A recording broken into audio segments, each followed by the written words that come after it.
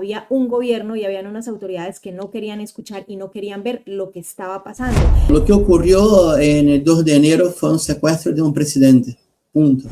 Una parte de los poderes fácticos de Venezuela que o entregaron o traicionaron, pero regalaron su país al invasor extranjero.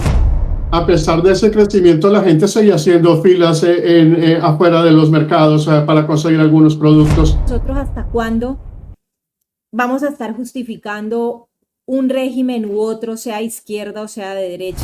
Y la oposición ha hecho las cosas mal y el gobierno también las hizo mal. No se ha fijado posición de que estamos aprobando o no estamos avalando una invasión y la extracción. Que alguien esté a favor o esté en contra, cada quien tiene posiciones bien claras. La extracción de Maduro y empiezan ellos en el país a repartirse el poder, las decisiones.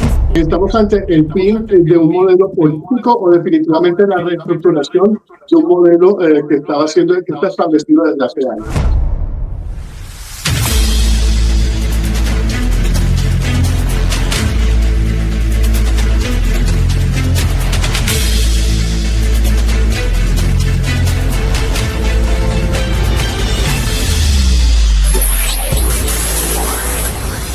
Los titulares del mundo solo se encargan de reflejar una noticia que ocupa el tapete de la opinión pública.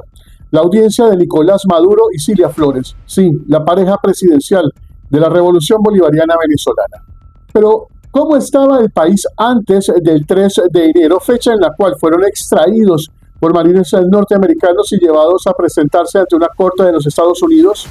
¿Cuál era la realidad venezolana antes de la captura de Nicolás Maduro? ¿Y cuál es ahora? ¿Estamos ante una transformación realmente de la política revolucionaria o es el fin de un modelo que se implementó desde tiempos de Hugo Chávez Frías? Hola, yo soy Mauricio, bienvenidos a esta transmisión especial. Yo quiero que escribas y que de inmediato nos cuentes qué opinas sobre la primera audiencia de Nicolás Maduro y Cilia Flores. Es importante saber desde qué parte del mundo nos estás viendo. Nosotros los vamos a leer, pero también te pido que te suscribas al canal. Esto nos ayuda a crecer y también a que otras personas sepan lo que está ocurriendo puertas adentro de la revolución en este caso y de la geopolítica mundial. Dos periodistas desde Colombia y desde Brasil debaten sobre este tema. Bueno, vamos a comenzar con la situación, analizando lo que está ocurriendo. ¿Qué pasa realmente con Venezuela? Esto con Andrea. Bueno, yo lo que siento es que esto viene a sumarse a una larga lista de situaciones que se han venido registrando en Venezuela y que ponen de cierta manera a los ciudadanos en una disyuntiva frente a lo que es la situación de su país. Tener que ver también que un país, digamos, extranjero venga e intervenga para que les ayude en parte a solucionar toda esta situación, pero también esa necesidad que ellos tienen de ponerle fin a lo que han sido todos estos años, ¿no? Yo siento que ahí hay como unas historias paralelas que se están contando y es quienes estuvieron por tantos años en el país, yo lo podría definir de esta manera, haciendo y tomando decisiones prácticamente unilaterales frente a la vida de millones de personas, pero también quienes estuvieron, digamos, recibiendo el impacto de esas decisiones. Y hoy vemos el país en una situación económica bastante compleja y bastante difícil de la que creo que no se pueden recuperar en el corto plazo, aunque es una luz de esperanza, diría yo, lo que está pasando en este momento. Pero, por ejemplo, en mi caso, cuando yo salí de Venezuela en el 2013, finales de 2013, principios de 2014, ya la situación era compleja. Ya por ejemplo, un cartón de huevos había pasado a costar 100 bolívares, moneda de aquel momento, ¿no? Ya ahí se vislumbraba que la situación iba a ser muy difícil y a pesar de ello había un gobierno y habían unas autoridades que no querían escuchar y no querían ver lo que estaba pasando. Desde esa fecha, por ejemplo, en la que yo me fui, digamos que por circunstancias que no puedo como hablar mucho públicamente, pero en aquel momento cuando yo me fui ya se vislumbraba esta situación, ya habían colas para comprar papel higiénico, para comprar café, para comprar productos básicos, los productos básicos habían aumentado y se habían disparado su precio, y esas autoridades y ese gobierno no escuchó en su momento ni de alguna u otra manera intentó frenar lo que venía ocurriendo. Lo que hicieron fue una suerte de jugarreta para tratar de aprovecharse de ello, y allí empezó el control del abastecimiento de productos tan básicos, por ejemplo, como las carnes, como el café, como el papel higiénico y como los medicamentos. Entonces, todos estos años esa situación ha ido empeorando, empeorando, empeorando, empeorando hasta la crisis que tenemos hoy. Y el tema es que por fuera la gente dice, bueno, pero ¿cómo han hecho y cómo han vivido y cómo han resistido tantos años? Eso hay que verlo ahora cuando de alguna u otra manera el país empiece a ver su realidad de lo que es. Y lo vamos a ver, por ejemplo, en el tema del deterioro de la salud de la gente, porque eso también impacta, no solamente la salud física, sino la salud psicológica y mental. Y eso lo vamos a ver en el momento en que el país empiece como a tener realmente una transición hacia la normalización de su situación. Allí es cuando vamos a ver entonces ¿qué fue lo que pasó? ¿Cómo fue ese impacto? Y la gente se pregunta hoy día, ¿cómo hemos sobrevivido estos años? Entonces, allí hay unas historias paralelas porque también tenemos a aquellas autoridades que hicieron todo lo que hicieron con el país, con complicidad o no, interna o externa, también viendo cuál es su propia situación y diciendo, ¿qué pasó aquí? ¿Qué hicimos? ¿Cómo vamos a responder? Y realmente en este punto, ¿ante quién vamos a responder frente a todo lo que ha pasado con nuestro país? Es decir, quienes hemos estado y quienes estuvimos en Venezuela en la época en la que Venezuela era todavía un país de referencia, y quienes lo vemos hoy, pues de alguna u otra manera entendemos un poco lo que pasó todos estos años y qué es lo que en este momento la gente puede estar enfrentando al interior del país, pero también los venezolanos que están afuera y están diciendo, yo voy a regresar a mi patria, pero ¿cómo voy a encontrar mi patria? Mientras que esas autoridades en este momento están internamente viendo cómo sobreviven a lo que hicieron, pero también a lo que viene, ¿no? Porque obviamente la gente en lo que piensa es que viene, porque esto es algo que seguramente no se puede quedar así. Hay alguien que tiene que pagar las cuentas de lo que pasó allí. Entonces, yo diría que es eso, es un tema complejo para la gente que está en Venezuela, los que están afuera, y también, por supuesto, para quienes de alguna u otra manera se han mostrado o aliados de lo que viene pasando desde enero en Venezuela, o los que de alguna u otra manera están ahí como en la orilla esperando a ver en qué momento nosotros entramos y en qué momento nosotros decimos, aquí estamos para ayudar o no nos parece esto. Entonces es toda una serie, una disyuntiva allí bastante fuerte que incluso no solamente nos afecta a nosotros aquí en nuestra región, en Sudamérica, en Latinoamérica, sino que también es una situación, ¿no? Como ya lo hemos visto muchas otras veces, de geopolítica de Venezuela. Bueno, gracias por la invitación. Yo empiezo diciendo lo básico, ¿no? Estoy en Brasil y no me atrevería a participar de este programa si yo no hablara con gente de Venezuela todos los días. Todos los días. Barquisimeto, Estado Lara, Margarita, Gran Caracas, la zona de Petare, cerca de la costa, o sea, por lo menos 7 estados venezolanos yo tengo gente amiga, adentro y afuera del PSUV, chavista de izquierda, gente que fue opositora como sindicalista del gobierno Maduro, y tengo un análisis a partir de estas impresiones y también de mi visión. Yo diría que primero, lo que ocurrió en el 2 de enero fue un secuestro de un presidente, punto.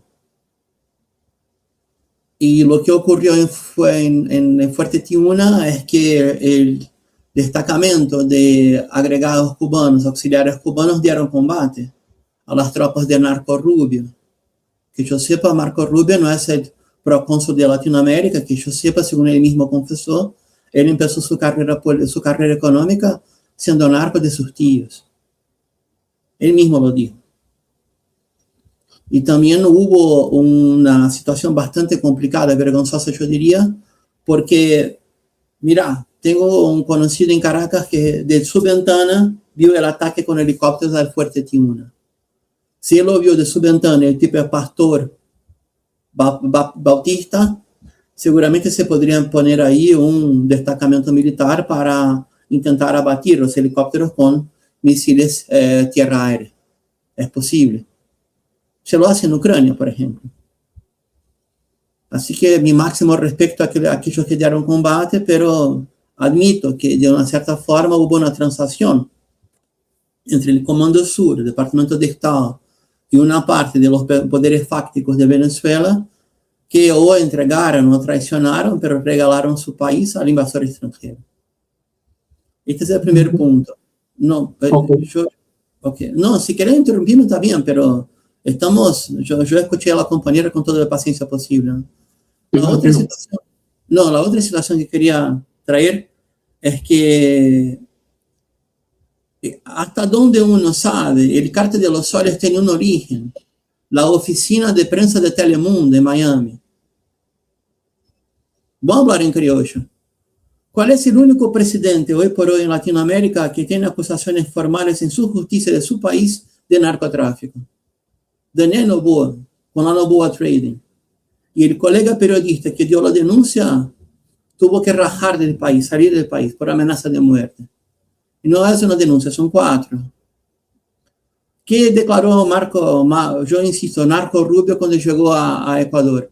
A mí no me importa lo que diga la Oficina Antidroga de la ONU, yo tengo mis números y estoy aquí para cumplir lo que designa mi gobierno. O sea, no está ni ahí para nada. Reglas internacionales, acuerdos continentales o cosas que sea. Yo también entiendo que es imposible una convivencia democrática si la supuesta oposición tiene como único compromiso privatizar todo el país. Si la riqueza nacional pasa por PDVSA y el compromiso desde los tiempos de la Mesa de Unidad Democrática, desde los tiempos que vergonzosamente un montón de gente salió del COPEI y se filió al PSUV, eran llamados de copellanos rojos o cosas por estilo. Yo nunca he visto una oposición venezolana que decía, estoy contra el gobierno, pero defiendo la riqueza nacional, el reparto de riqueza, distribución, el aumento de salario y todo eso. Y por fin, yo entiendo que las leyes de emergencia económica después de 2019 fueron bastante duras con la clase trabajadora venezolana sin necesidad, buscando una especie de un modelo tipo chino de inversión garantizada sin las garantías legales de la sindicalización. Ahora, por los números de la CEPAL, en 1 de enero de 2026, Venezuela tenía el mayor crecimiento económico del continente por el cuarto año consecutivo, por los números de la CEPAL. Ahora, si tenemos como premisa, como dijo Narco Rubio, el gusano Rubio ese, que a mí no me importa lo que diga la ONU, me importa lo que digo yo en Mar-a-Lago, junto con mi patrón, o sea, ahí no hay debate serio posible. Yo me quedo por aquí.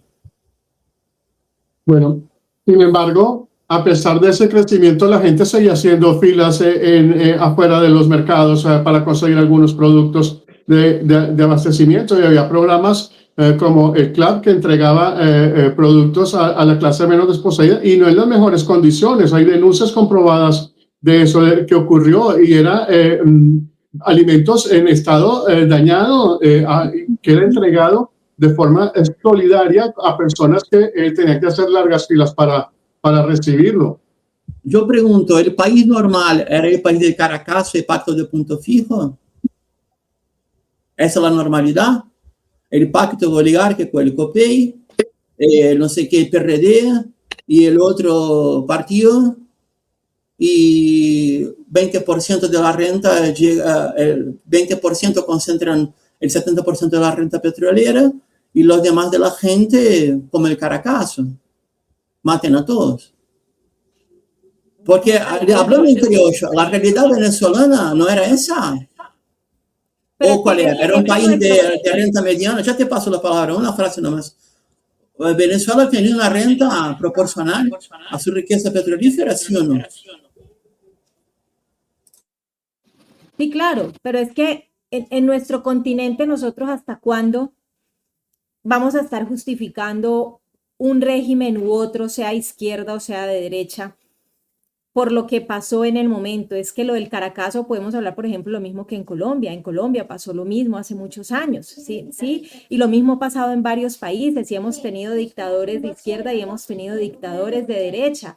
Y todos los países de nuestra región viven ese ciclo permanente de corrupción política, de violencia militar, de detrimento social, porque al final, digamos, termina siendo la gente, el patrimonio más importante de un país, que es la gente, es la que termina siendo impactada. Entonces, ¿hasta qué punto nosotros vamos a seguir justificando que cuando Chávez ofreció una alternativa era porque veníamos precisamente de una crisis y antes de él había habido el Caracazo y tales, y hasta cuándo vamos a seguir en estos ciclos? Y miren hasta dónde estamos. Han pasado 20 años de un régimen que al final terminó colapsando el país. ¿O es que el colapso del país no es evidente? ¿No es evidente lo que pasa en Venezuela con la gente? ¿No es evidente que cuando asumieron estatizar empresas, que cuando asumieron quitar fincas de búfalos, ganaderas y de cultivos y ponerlas en manos de grupos campesinos, de grupos productivos, de unidades productivos que ellas les llamaron, finalmente de 100, por ejemplo, que hayan entregado, funcionaron 3? El resto del país está prácticamente parado, porque al final quien prácticamente está sosteniendo o sostuvo en Venezuela hasta hace unos días era el gobierno, era el Estado, a través de las famosas bolsas CLAP, que terminaron incluso siendo un problema social porque permitió que vecinos, ve, hasta allá llegó el problema, y eso es lo que nosotros tenemos que analizar en un determinado momento. No podemos seguir justificando, porque al final esa corrupción de élite termina impactando a la corrupción del barrio. ¿Quiénes terminaron manejando las bolsas CLAP? Para manejarlas como temas políticos, mover gente con intereses políticos, y entonces si mi fulanita de la cuadra de atrás no me cae bien, yo no le entrego bolsa CLAP y ella que mire a ver cómo resuelve su vida para comer, y así sucesivamente. Entonces, ¿hasta qué punto nosotros podemos justificar que es que el uno no hizo y el otro no hizo, para seguir permitiendo que sigamos en estos ciclos viciosos que tenemos en nuestra región?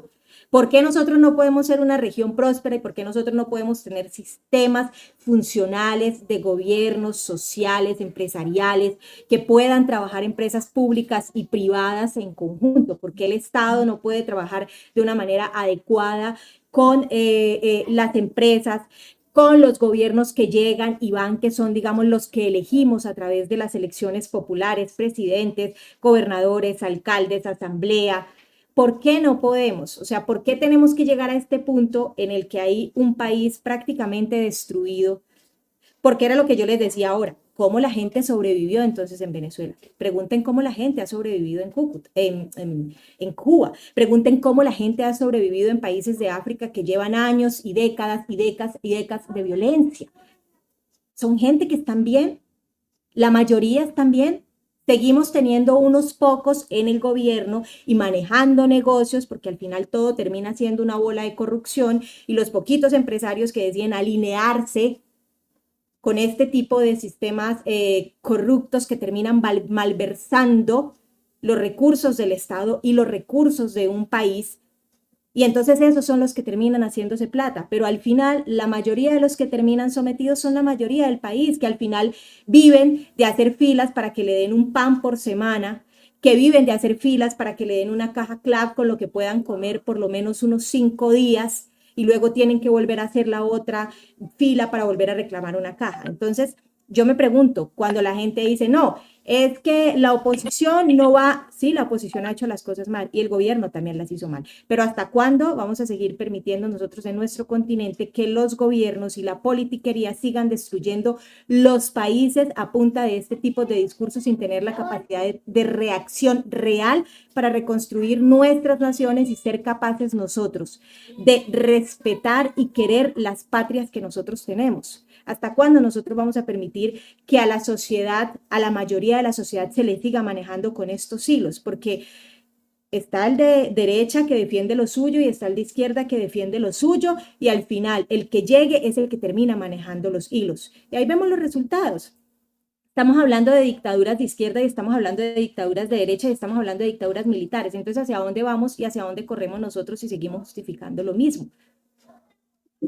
Todo un punto de lo que está ocurriendo en Venezuela, porque un punto muy importante, y esto es parte del debate, porque la 26 es la audiencia, la primera audiencia de Nicolás Maduro, y si la Flores, sea el presidente o no sea el presidente, reconocido o no reconocido, era el líder de la revolución bolivariana en Venezuela. Pero está siendo acusado por un delito de narcoterrorismo. ¿Y cómo queda entonces un país cuando su máximo líder está vinculado a esto, que es un delito Perdón, grave, que tiene Mauricio, acusaciones desde hace mucho tiempo? no está vinculado, está acusado. El Sí, mismo está acusado, perdón, está la palabra es acusado acusado. Está acusado porque no ha sido todavía está por una condenado. justicia extranjera. La misma justicia que sancionó el Banco Basa, el Banco Amonpay, Banco Basa, que tiene como presidente Horacio Cartes, expresidente de Paraguay, y que tiene como presidente actual su ex empleado Santiago Peña, y que bajo sanción de Oxfam, de Departamento de Secretaría de Tesoro, tiene a Peña como un hilo de marioneta. El mismo gobierno, la misma justicia, el mismo gobierno Trump, que liberó a Juan Orlando Hernández, acusado de asociación de cártel de Sinaloa, en Honduras. Lo liberó una semana antes. Yo pregunto, ¿es aceptable que una justicia extranjera condene y juzgue un ciudadano de otro país? Si así lo es, somos colonia gringa. Punto. Yo con mucho respeto, yo fui invitado a discutir Venezuela. Si vamos a discutir sistema político latinoamericano, no pasa nada. Tengo una tesis doctoral de teoría política latinoamericana, está todo bien. Sin falsa modestia. Ahora, Claro, ahí está la disyuntiva de yo eso. te escuché, compañera, te escuché con mucha paciencia. Yo nunca voy a cortar a una compañera hablando, por educación. Quería decir que este paradigma ilusionista de socialdemocracia en Latinoamérica no me parece apropiado sin distribución de renta y de poder. Por ejemplo, vos dijiste dictadura militar. En Colombia nunca hubo, nunca fue necesario. El pacto oligárquico de dos partidos duró mucho tiempo, casi 100 años. Ojo, porque yo estoy hablando de la región, ¿no? Yo no No, dije que en todavía no, Colombia hubo dictadura ahora militar. que hablemos de Venezuela, no pasa nada. Lo que digo es imposible también hacer una crítica a un país que está sancionado bajo bloqueo económico. No es lo mismo. ¿Está bien? Y que yo sepa, por ejemplo, yo conozco a 15 compañeros que fueron a Venezuela a hacer intercambio agrícola a partir de la experiencia bultosa de reforma agraria en Brasil. La reforma agraria en Venezuela no es el desastre que están hablando. Y otra cosa más, por ejemplo, estoy en un país que en los años 80 tenía el 25% de su PBI en industria. Hoy estamos a 8 a 10. Vivimos de vender soja. ¿No me parece ese un futuro bastante digno a nuestros países? Por ejemplo, todos los países que tienen una renta, por ejemplo, de exportación de commodities, como petróleo, como soja, como minerio, deberían buscar la industrialización a medias o una parte importante y buscar, sí, capitales asociados que vengan a poner industria y aumentar el empleo directo. Porque yo no veo cuál es la normalización de Latinoamérica. Instituciones políticas vacías. Yo termino con eso, ¿no? Ejemplo, la elección de Colombia en 1980, en el auge de la insurgencia, 8% de votantes. Esto es democracia. Álvaro Uribe Vélez gobernó 3 mandatos en Colombia. Fundador del cártel de Medellín. Y su papá y su hermano fundador de la SAUC. Vamos a hablar en serio. Y a esta gente no tiene sanción, no tiene nada. Narco Rubio no hace nada. Lo que pasó, sí, fue un país que buscó una salida nacional popular, sufrió sanciones, bloqueo económico, y sí, hay que reconocer, tuvo un gobierno autoritario. Yo me pregunto, ¿sería posible buscar una salida nacional popular y enfrentar sanciones, bloqueo económico, con democracia política? Es mi utopía. Si es posible, busquémosla. Ahora, no cambiemos las cosas. Nos vamos a defender nosotros que Estados Unidos puede intervenir en nuestros países. Yo me quedo por aquí. Andrea. El micrófono. A ver, yo lo que creo es que es muy complejo.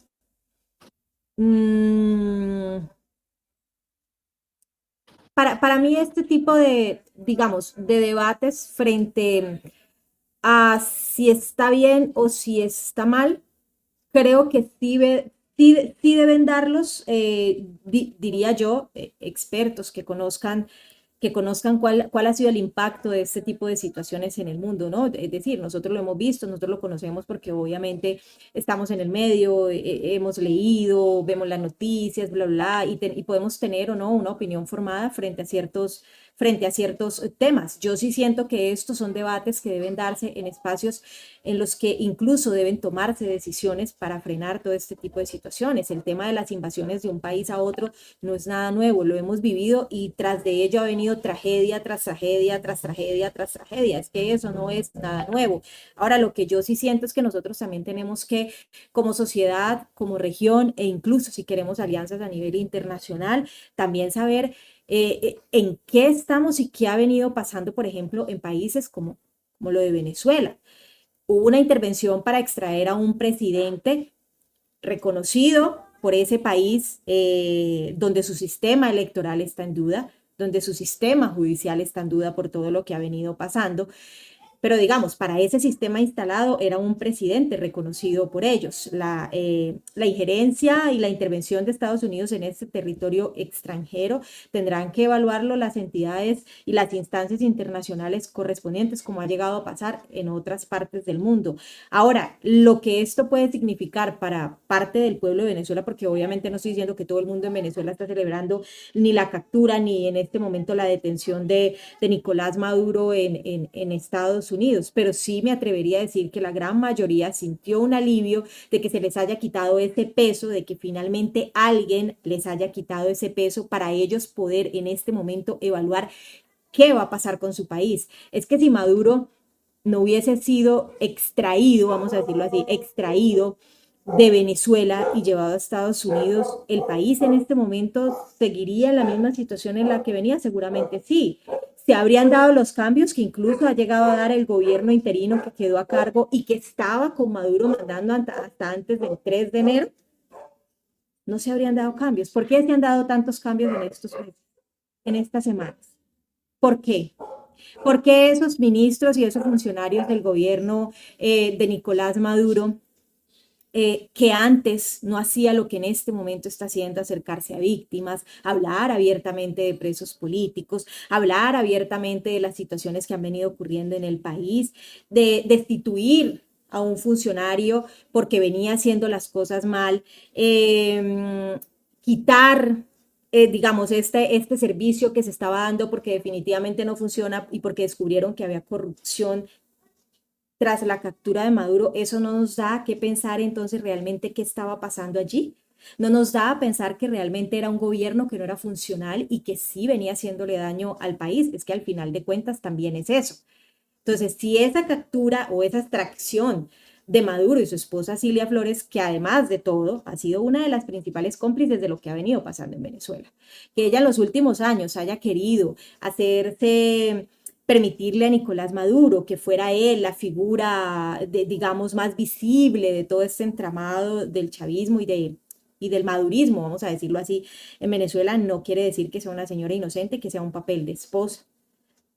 Quienes estuvimos en Venezuela y cubrimos en su momento la política y la situación en Venezuela sabemos quién era Cilia Flores y qué papel cumplía ella con Chávez y qué papel llegó a cumplir ella con Nicolás Maduro. Entonces, los dos están en este momento en una cárcel en Estados Unidos, mientras su gobierno interino, con el que mandaron hasta el 3 de enero, está haciendo cambios en el país. ¿Por qué está haciendo cambios en el país ese gobierno? ¿Solamente por la presión de Estados Unidos? Yo no lo creo. Yo creo que hay cosas allí de fondo que estaban pasando y que ellos las reconocen, obligados o no en este momento, buscando salvar el pellejo o no en este momento, porque no lo puedo asegurar, es porque algo estaba pasando. Que lo de Nicolás Maduro fue o no fue legal, pues eso ya en términos, me imagino yo que de derecho internacional, incluso derecho internacional humanitario, tendrá que evaluarse y las demandas que se tengan que hacer se harán y las discusiones que se tengan que dar en los espacios adecuados para ellos se tendrán que dar en su momento. Pero no podemos decir que no podemos, por defenderlo a él, desconocer una situación que venía pasando en su país y que él fue uno de los que tomó decisiones unilaterales frente a la vida de millones de personas.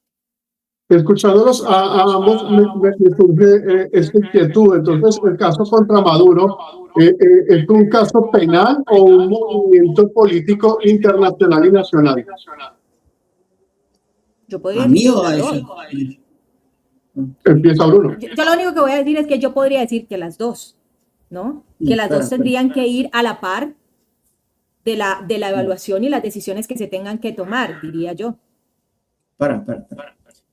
¿Ustedes creen que el Tribunal Penal Internacional va a condenar la acción de Marco Rubio y Donald Trump y lo va a prender? Es una pregunta retórica. ¿Y por qué no? Pero ¿y va a hacerlo cómo? ¿Va a enviar el destacamento militar a Washington y prender a Trump?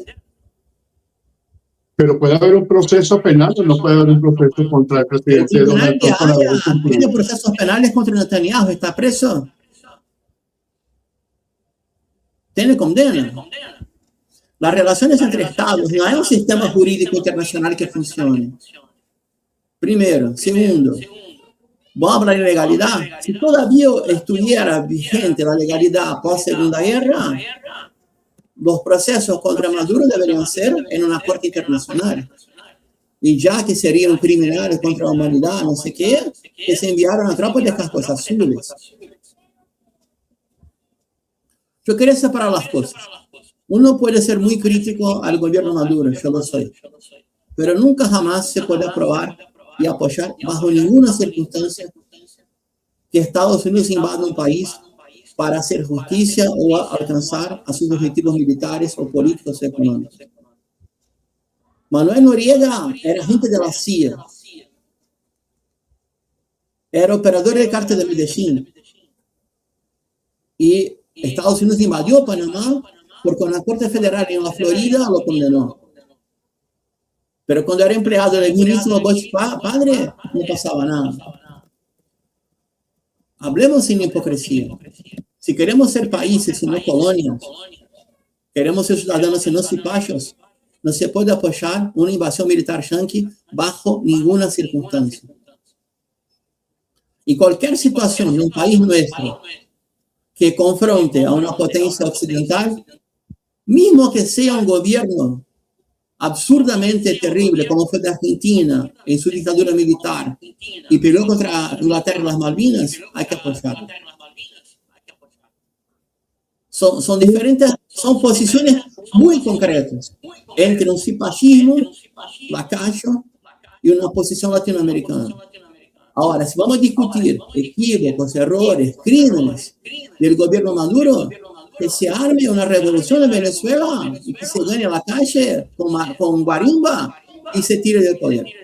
Ahora, hacer hincapié que fue un acto justo por un gusano mayamero, invadir un país soberano, capturar a un presidente y la gente que tenía su sueldo pago por la República, dejarlo vendido, tirado. Porque no puede ser, fueron 4 horas de combate en Caracas. Que yo sepa, el apoyo militar llegó de un destacamento nomás. Esto no se puede hacer, porque hoy es Maduro, Maduro es malo. Mañana es el cerco a Cuba, Cuba es dictadura. Pero pasado mañana no está de acuerdo con la elección en Colombia y pasa en Colombia. Y en octubre pasa en Brasil. Y más allá pasa no sé dónde. Mira, el contribuyente brasileño me pagó para estudiar los golpes militares en Brasil y en Latinoamérica en el siglo de Guerra Fría. Y yo les digo, fue muy feo, muy jodido. Y el Congreso brasileño, en la elección de 1962, de cada 3 diputados, un tuvo su campaña pagada pelo Banco de Canadá, que era el lavadero de guita de la CIA. Cerrar los ojos y fingir, simular que estas cosas no pasan, no me parece una cosa en serio. Yo les hablo con mucha sinceridad, con corazón abierto. Tengo docenas de gente conocida, yo estuve en Venezuela 2 veces, en Venezuela, que son oposición a Maduro por sindicalistas.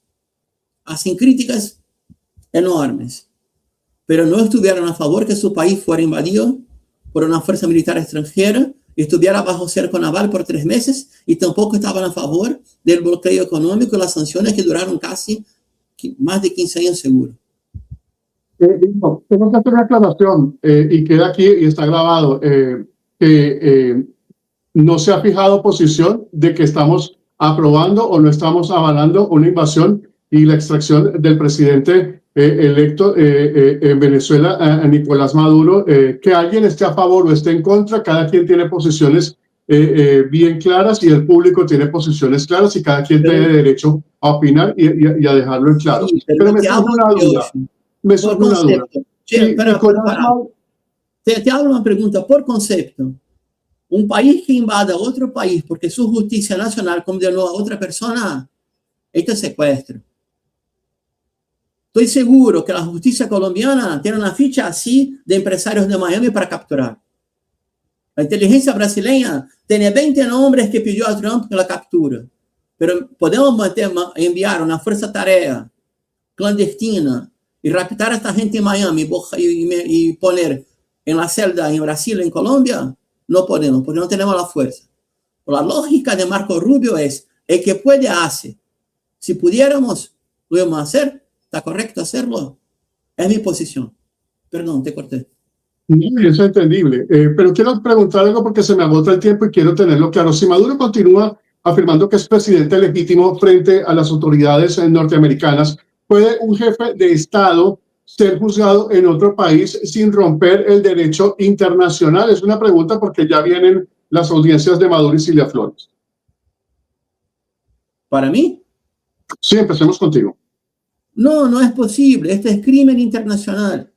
Y detalle, en la primera audiencia, la Fiscalía de Estados Unidos retiró los encargos en contra de Maduro por narcotraficante. Qué curiosidad. En la primera. O sea, la justificativa, supuestamente jurídica, para secuestrar al presidente de un país, electo o no, lo retiró la Fiscalía de Estados Unidos en la primera audiencia. Por lo tanto, era mentira. Este es un crimen internacional hecho por la prepotencia y la fuerza. Luego, ¿qué tenemos que hacer nosotros como países latinoamericanos? Dejamos de pavar integración económica, unidad política y capacidad de organización militar conjunta para que estas cosas no pasen más. Yo me quedo por aquí. Gracias, Bruno. Andrea. Bueno, yo lo que digo es que habría que conocer qué está haciendo el Estado venezolano y el gobierno interino a cargo en este momento en Venezuela para defenderse y enfrentar esta disyuntiva de la extracción de Nicolás Maduro y Cilia Flores y lo que viene ocurriendo. Es que ya son 3 meses desde que ocurrió esta, digamos, intervención de Estados Unidos en Caracas. ¿Qué están haciendo ellos como Estado directamente afectados en este momento para enfrentarse frente a este panorama? Entendiendo, por ejemplo, lo que dice Bruno, es un crimen internacional, no está bien y es una intervención de un país extranjero en otro que debería ser o castigada o por lo menos sancionada y que debería sentar un precedente para que no volviera a ocurrir, como se pensó que no volvería a ocurrir después de lo de Panamá y otras situaciones que se han presentado en el mundo. Lo que yo digo es que finalmente lo que en este momento está pasando con Maduro es una pequeña parte de lo que realmente nosotros no alcanzamos a ver y no dimensionamos de los intereses que tiene Estados Unidos en Venezuela, mucho más allá de temas petroleros, de lo que Venezuela representa no solamente para el hemisferio, sino también incluso para intereses de países árabes y de otros países en Asia y en Europa, como ya lo hemos visto, ¿no? O sea, allí me parece a mí que hay una situación muy compleja. Lo que yo sí siento es que definitivamente sí hay tribunales y sí hay espacios internacionales para que esto se aborde desde el punto de vista judicial, de derechos, de normas internacionales y demás. Seguramente si esas normas y esos espacios no los hubiese y no estuviesen funcionando en este momento, nosotros estaríamos en un mundo de locos, con un país queriendo hacer lo que le da la gana con otro, porque al fin de cuentas creo que nos hemos dado cuenta este inicio de año de todas esas guerras que están allí pendientes por explotar ante una más mínima cosita, por situaciones étnicas, de intereses políticos, de intereses de situaciones religiosas, de temas de recursos naturales y de tierras y demás, y demás, y demás. Entonces, yo sí siento que sí hay los escenarios y hay los espacios para activar esos mecanismos de defensa, si es que alguien quiere defender a Maduro frente a lo que le pasó con Estados Unidos.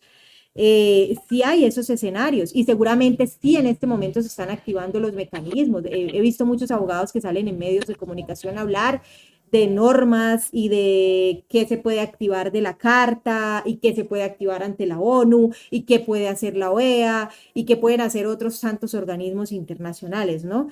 Pero habría que ver realmente qué está haciendo el Estado venezolano y el gobierno interino venezolano para enfrentarse a esta situación que los tocó directamente y es la intervención de un país extranjero.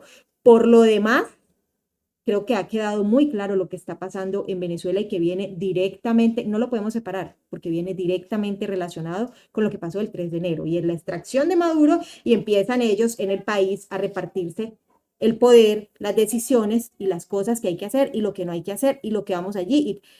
Entonces, es un tema que está directamente relacionado. Sí tendría el gobierno de Venezuela que explicar qué mecanismos se está activando. Al fin de cuentas, sería ese gobierno interino y ese Estado venezolano el que tendrían que activar esos mecanismos para poder defender a uno o a dos de los suyos. Pero además de eso, defender la soberanía de su territorio, ya que vino un país extranjero e hizo una extracción y una intervención en su propio territorio. ¿Qué está haciendo en ese momento el Estado venezolano frente a ello? No lo sabemos. Nosotros no lo sabemos, no lo hemos visto, lo único que hemos visto es de pronto la queja de Cabello, que por cierto últimamente ha estado muy callado frente al tema, de Cilia Flores, que en alguno que otro momento ha dicho, el presidente Nicolás Maduro volverá y bla, bla, bla, bla, bla, pero más allá de eso no hemos visto nada más. Entonces, al fin de cuentas, ¿qué se podría hacer? Sí, se puede hacer mucho desde la base jurídica, legal y penal internacional seguramente, pero en este momento lo que yo veo es que está privando lo que va a pasar en Venezuela después de la discusión en Venezuela en este momento, más allá de cualquier cosa, está qué va a pasar con el país, qué decisiones se van a tomar en el país y sobre todo cómo van a quedar los ciudadanos después de este tema. De Maduro no sé, no veo tan factible como que ahora después de esta audiencia pueda regresar a su país como si nada hubiera pasado. Eso creo que no es viable en este momento, no lo veo como tan posible. Pero le tocaría al Estado venezolano responder cómo se está defendiendo frente a esta, llamémoslo así, injerencia. Esta pregunta es para los dos. La última pregunta se los prometo de verdad. Con la situación que está pasando en Venezuela, con lo que está pasando internamente en Venezuela, con estos cambios, con estas decisiones, que todo el mundo está pensando en estos momentos en elecciones y no en lo que pasó definitivamente en materia política. ¿Esto qué significa? ¿Que estamos ante el fin de un modelo político o definitivamente la reestructuración de un modelo que está establecido desde hace años? Bruno.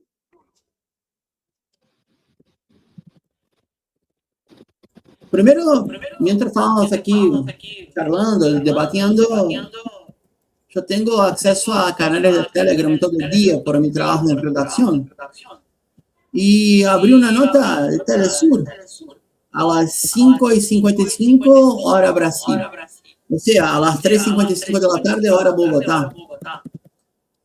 Abogado del presidente Maduro exigen desestimar cargos por bloqueo inconstitucional a su defensa. Que yo sepa, la defensa de Maduro es paga por Venezuela. Por lo tanto, hay un esfuerzo jurídico del gobierno venezolano, aunque más tímido o muy tímido, para hacer algo. Que yo sepa, no iba a salir en Telesur si no fuera una posición oficial. Que yo sepa. Y hablo con Telesur toda semana, hace 5 años. La otra situación que yo diría es así. Estamos en un giro muy complicado, donde nuestros países capaz que no quieren más gobiernos de tipo partido único. Puede ser. Yo, por ejemplo, en mi modesta carrera académica como politólogo siempre defendí reparto de riqueza nacional con pluripartidarismo. Como una economía igualitaria, con libertad política, donde, por ejemplo, un programa como ese no tuviera que pedir un permiso previo a salir al aire. Yo creo que para este plan estamos lejos. pero estamos más cercanos a modelos bastante complicados, como de Nayib Bukele en El Salvador, por ejemplo. Yo diría que el giro autoritario ahora está más vinculado a una economía primaria, a las exportaciones de minerio, agricultura, commodities primarias, a sistemas políticos más cerrados y mucha manipulación por el algoritmo. A ver qué pasa con Cuba. Seguramente cuando termine la guerra contra Irán, Trump ya dijo que va a volcarse a Cuba y hace una agenda muy particular de Marco Rubio y su base en Alfa 66 y los gusanos de la Florida. Anda a saber si Cuba resiste o no. Pero hoy por hoy, para terminarlo, estamos mucho más cercanos a un conjunto de gobierno más títere, más cipacio, con un giro autoritario interno, aunque sean acusados formalmente por la misma justicia de Estados Unidos por enrojo con narcotráfico, como por ejemplo el tipo que era el cabecilla de la lista de la provincia de Buenos Aires por Milei, que tiene acusaciones en Texas por abogado de narco. Como ya dije, por Santiago Peña, que era dirigente de un banco, está sancionado por lavado de dinero y es presidente de Paraguay, como el mismo presidente de Ecuador, como los asesores de Bukele en El Salvador, como la liberación del permiso para salir libre a Juan Orlando Hernández, presidente de Honduras, que fue condenado en la justicia gringa, la misma justicia gringa, por asociación al cártel de Sinaloa. Por lo tanto, estamos lejos de un modelo democrático, soberano e igualitario, y más cercano a un modelo bastante complicado de manipulación de algoritmos y gobiernos neocoloniales. Muchas gracias por la invitación y por participar aquí en este debate. Gracias por tu participación, Andrea. Bueno, yo diría que a mí me genera bastante incertidumbre lo que viene ahora, porque independientemente de lo que pueda plantearse como nuevo proyecto político para Venezuela, tendrá sí o sí que pasar por remendar lo que ha pasado durante estos años y ver cómo se reconstruye el país. Pero además de eso, también ver cómo se reconstruye el tejido social de la gente, que para mí va a ser vital entender eso. Gobierno que llegue, sistema que llegue, si no entiende cómo reconstruir a la gente desde su patria, va a ser muy difícil que logre que la nación vuelva a ser próspera y que vuelva a resurgir Venezuela. Yo no creo que en este momento no creo, ni siquiera en el régimen que en este momento está interino en Venezuela esté pensando en retroceder a las mismas medidas que se venían aplicando antes de Maduro, porque es prácticamente insostenible. Creo que ellos lo han dejado claro con la serie de decisiones y medidas que han tomado desde el 3 de enero. O sea, no venían funcionando cosas, lo entendieron a la fuerza, lo entendieron a las malas, pero lo entendieron y están tratando de aplicarla. Entonces yo no creo que ningún sistema ni ningún proyecto político que venga en este momento va a estar pensando específicamente en un radicalismo, porque el país no da para eso. No da para un radicalismo de este sentido, no da para que llegue una sola persona de nuevo a tomar decisiones por los millones de vidas otra vez, a volver otra vez a complicarle la vida al país, a mal manejar sus recursos naturales, a mal manejar su recurso humano que son las personas. A mí me genera incertidumbre porque sí, obviamente yo digo, ¿qué sistema político puede llegar en este momento a Venezuela que la ayude a estabilizarse realmente y que la ayude otra vez a ser esa nación próspera que en su momento fue? El tema de si va a ser un proyecto únicamente capitalista y esto, siento que vamos a tener que esperar un ratico más para saber realmente qué es lo que va a pasar. Lo que yo sí creo es que definitivamente no estaban funcionando las cosas. Para mí una prueba clara es lo que viene ocurriendo y las decisiones que se vienen tomando desde el gobierno interino. Entonces, sí siento que quien llegue en ese momento a dirigir Venezuela ahorita, el próximo año, dentro de 3, 4, 5 meses, dentro de una semana, dadas las circunstancias y cómo se está moviendo el mundo en este momento, sí siento que lo primero que tiene que llegar es a estabilizar a la gente, para que la gente entienda cuál va a ser su papel de ahora en adelante y cómo va a ayudar a reconstruir su nación, desde su vecino, desde su cuadra, en su barrio, hasta los poderes del Estado. Porque absolutamente todo terminó en medio de una estela de corrupción, de radicalismos y de proyectos políticos, incluso que en su momento llegaron a ser personales, aunque estaban cobijados bajo un movimiento que era el chavismo, y luego el tema de Maduro y bla, pero lo que hemos podido ver es precisamente eso, que unos agarraron poder aquí, otros agarraron poder allá, otros agarraron poder allá. ¿El país estaría preparado para volver a recibir un proyecto político de este tipo? No lo sé. Independiente si sea de centro, si sea de derecha, si sea de izquierda, de lo que sea. No creo que el país en este momento pueda volver a resistir un proyecto de este tipo. No por lo menos en el corto plazo. Así que yo, a pesar de la incertidumbre, sí creo que lo que va a venir va a ser un sistema que va a tratar de incorporar a la gente para que ayuden a reconstruir el país, que al final es lo que se necesita, reconstruirlo. Y lo que digo, no solamente en un tema político, es que hay que reconstruir el aparato productivo, hay que reconstruir la economía local, hay que reconstruir la infraestructura del país que por años se dejó de lado. Hay que reconstruir todo su tema turístico, un país tan bello como Venezuela que finalmente nunca se le dio el espacio que se le tenía que dar en estos años para abrirlo al mundo. Así que tengo incertidumbre frente a lo que viene, pero sí creo que el sistema que venga va a tener que entender la crisis del país en este momento y cómo reconstruirlo. Al final de cuentas, lo que queda es la opinión que ustedes tengan. Nosotros presentamos las posiciones a favor o en contra, pero ustedes son los que sacan las conclusiones finales. Escríbanos para saber lo que opinan sobre este debate y también sobre la audiencia de Nicolás Maduro y Cilia Flores ante las autoridades y la justicia norteamericana. Suscríbete al canal, dale like a este video y compártelo. Yo soy Mauricio. Hasta una próxima oportunidad.